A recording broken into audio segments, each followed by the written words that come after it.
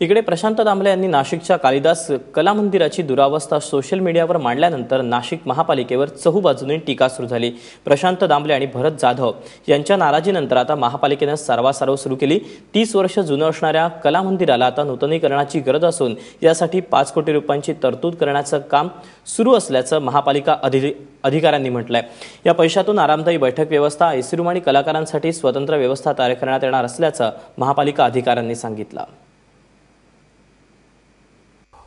गेल्या 6 महिन्यापूर्वी महासभेने प्रशासकीय मंजुरी देऊन संपूर्ण थिएटरचं रिन्युएशन करण्याचा प्रस्ताव प्रशासकीय मान्यता मिळालेली आहे आणि आर्किटेक्ट यांनी संपूर्ण थिएटरचं रिन्युएशनसाठी प्रस्ताव आम्ही हाती घेतला आहे आणि त्याच्या विविध स्तरावरच्या मंजुऱ्या पूर्ण झालेल्या आहेत आणि येत्या काही काळामध्ये याचं काम सुरू करण्याच्या दृष्टीने महापालिकेने यापूर्वीच कारवाई सुरू केलेली आहे आणि ते काही दिवसात आपल्याला त्याचं दिसून येईल।